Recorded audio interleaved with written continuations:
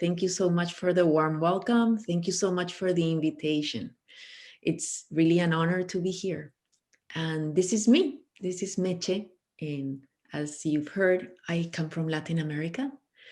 I am Peruvian, um, but I lived in Chile many years. And I'm going to tell you a little bit of how I started in this path and journey of mindfulness and meditation. Many years ago, actually, I think close to 14 years ago, I started trying to find a way to really. I had a, I had become a mother, and for me, it was my most wonderful dream. But as I embarked in this journey of being a mother, I felt that I was not able to really enjoy all the beauty of combining my personal life and my career and all that. So I decided to try and find a space where I could really be me and be able to really enjoy the things that I had in front of me to their max. I was very lucky because actually I decided to start like a therapy with a psychologist, and I was very lucky because that psychologist actually was a huge meditation practitioner, and she said, "You know what? Why don't we do something very different? And let me introduce you to meditation." And I started. That was the way I started my meditation, and the journey, as I always say, was in baby steps, very small steps, ridiculously small. So it really became something that I could factor in my day to day. I was not looking for this big space in time where I could sit for a long period of time. I just needed some minutes that will start to build that stamina in me. And the more I did it, the more I wanted to be in that state. I find it that it's a gift for me. I find it that it's a space where I'm able to visualize a lot of the things that I want. I'm able to manifest. Um, I remember many years ago, somebody told me that I should be meditating 1 minute according to the years that I've been in this world. And I thought that would have been like, no, it's impossible. It's so much. Actually, it's a gift to get to that point where you see that you can actually, I'm 53, so I meditate now like an hour a day, but it's been fantastic. But nothing happened from one day to the other. I feel that this is a journey that you embark and you start just like building blocks, feeling those steps that will take you to this next level. And some days are better than others, of course. You will also learn a lot from you. The beauty of meditation is that it has allowed me to really learn a lot from me, who I am, what triggers some, reactions, how I embrace my day to day. I've decided to, make some big changes. As you've heard, I am part of IBM. I've been working for IBM 25 years in a very, challenging corporate environment. But I felt that I could do this work with a different lens. Part of my meditation journey has been focused on gratitude. I've been somebody that since very young has practiced gratitude as part of my day to day.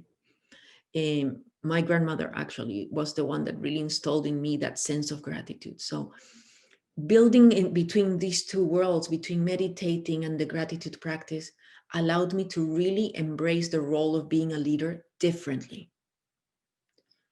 And I embarked in this journey with this objective of I want to be a different leader, a leader that shines light, a leader that allows the space for people to grow, a leader that builds community, a leader that allows people to actually bloom wherever they are. For me, I really take time to identify those places where people can be at their best. And the way I do things is I'm also a morning person. For me, the morning is really important.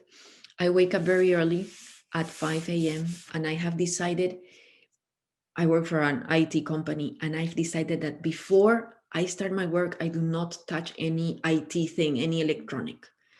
So I do the between 5 and 8, sometimes 5 and 9, I dedicate to do things for myself.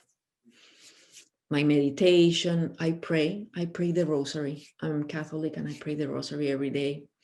I do my gratitude journal. I eat good food and I eat with all my senses. I just feel that this is the way to set the tone for my day.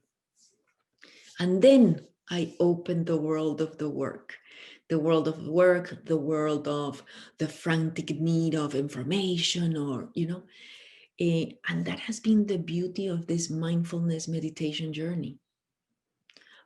If the weather is good, I would go out for a walk before that. In those 3-hour window, I will try and embrace nature. I embrace the stillness, the silence. I just want to soak everything that is around me.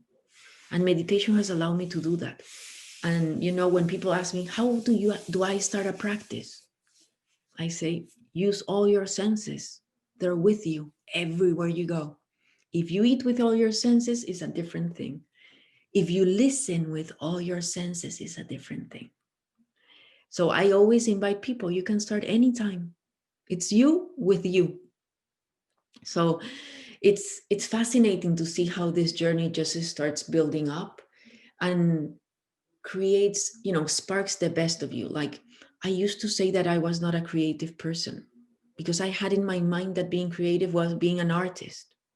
Well, now I consider myself super creative because the things that I've been able to think through in a different way, because I've quieted my mind, really has allowed me to do that.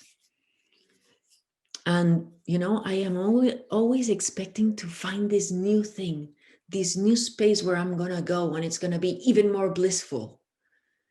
How am I going to start feeling that lovely energy around me just when I sit down and I'm by myself, just in stillness? Definitely this year of the pandemic has improved my ability to do that. It's been a silver lining of all this difficult situation, but it's been a silver lining. I've been able to be more here. I work from home now. I do not commute. My commute was long. So it's a gift, time for me. I've been able to really practice more. So I would like to invite you to do that. Just use all your senses and you will see the many things that allows you to think differently, to embrace life differently. And it doesn't mean that things are going to change, but it does mean that you are going to react differently to what's in front of you. And I've seen it firsthand in my day-to-day job, how I can be in a very difficult meeting and just take this space where I am just watching things differently, with a compassion, with a different kind of leadership. And we only need to have one that has that space, because if you have one compassionate leader in a meeting, things really change. The way you ask the questions are different. The way you embrace the challenges. We always will have challenges, but the way you embrace them is different. So the invitation is to be that one person that is different in the meeting. That will be the stepping stone for a culture change. I've been working with some women in the Latin America community here in the US as a way to help them grow, believe in themselves. Some of them have great talent, but haven't been exposed to embrace life to the fullest. And while doing that work, I found that, bringing the meditation to that space has allowed us to really connect differently and build together great things. I'm very proud of, trying to also teach and expand what this meditation and focus on mindfulness can bring to the table to many people. Any age, any walk of life. There's so much that you can find in that space. And the beauty is that we have it with us. You just need to connect with your breathing and use all your senses.